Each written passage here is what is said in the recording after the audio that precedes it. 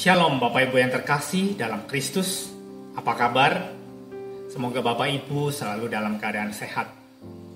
Bacaan hari ini diambil dari surat Santo Paulus yang pertama kepada Timotius, bab 6 ayat 2b sampai dengan 10. Di dalam bacaan ini saya tertarik dengan ayat yang ke-9. Tetapi mereka yang ingin kaya terjatuh ke dalam pencobaan, ke dalam jerat, dan ke dalam berbagai-bagai nafsu yang hampa, yang mencelakakan, yang menenggelamkan manusia ke dalam keruntuhan dan kebinasaan. Ada orang yang mengatakan bahwa uang bukanlah segalanya. Tetapi tanpa uang, orang tidak bisa menjalankan kehidupan dengan baik. Karena hidup di dunia ini masih membutuhkan uang sebagai alat pembayaran. Uang adalah sebuah benda yang dapat mengakibatkan orang menjadi baik, juga bisa menjadi celaka. Apalagi kalau orang tersebut cinta uang. Cinta uang merupakan akar dari segala kejahatan. Dengan cinta uang, orang bisa menjadi serakah, korupsi, mengambil hak orang lain, mengambil keuntungan bagi diri sendiri, sehingga menimbulkan celah dosa terbuka sehingga kita mudah masuk ke dalam pencobaan.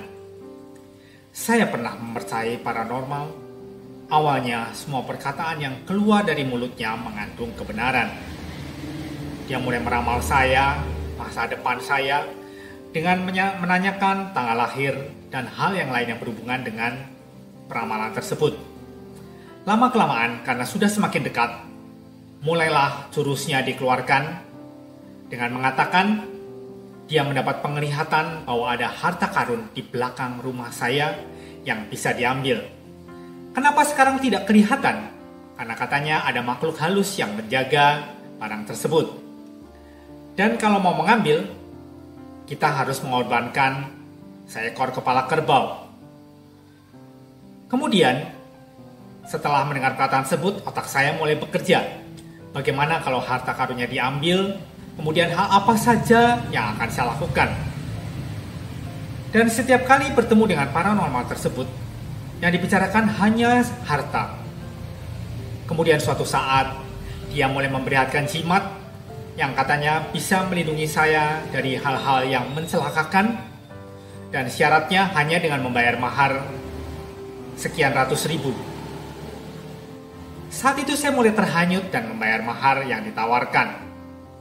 Kemudian sampailah pada kejadian dengan saran untuk menggadaikan sertifikat rumah saya ke bank, yang katanya dia punya koneksi yang bisa cepat mencairkan uang.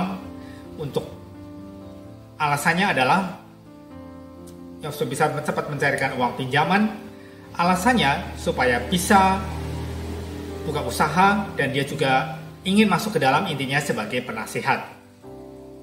Untungnya istri saya melarang saya untuk menggadaikan sertifikat tersebut ke bank. Kami berargumentasi saat itu. Akhirnya saya tidak jadi dan sadar mulai meninggalkan paranormal tersebut, karena semakin hari setelah saya sadari banyak perkataannya yang tidak masuk akal. Paranormal tersebut awalnya perkataannya benar, tetapi lama-kelamaan karena yang digunakan perkataannya bukan dari Tuhan, kedoknya mulai terbuka. Dan saya mulai terbuai secara tidak langsung dan mulai cinta uang yang nantinya bisa mencelakakan dengan menggadaikan sertifikat rumah untuk usaha yang belum tentu akan berjalan. Saya sangat bersyukur bahwa Tuhan mengingatkan saya melalui istri saya untuk kembali ke jalan Tuhan. Pelajaran ini sangat berharga untuk saya supaya saya lebih mendalami firman Tuhan, terus belajar dan mendekatkan diri kepada Kristus, supaya ilmu tentang ajaran Kristus semakin mendalam dan tidak mudah dibodohi oleh segala hal yang bukan berasal dari Kristus. Tuhan memberkati kita semua. Amin.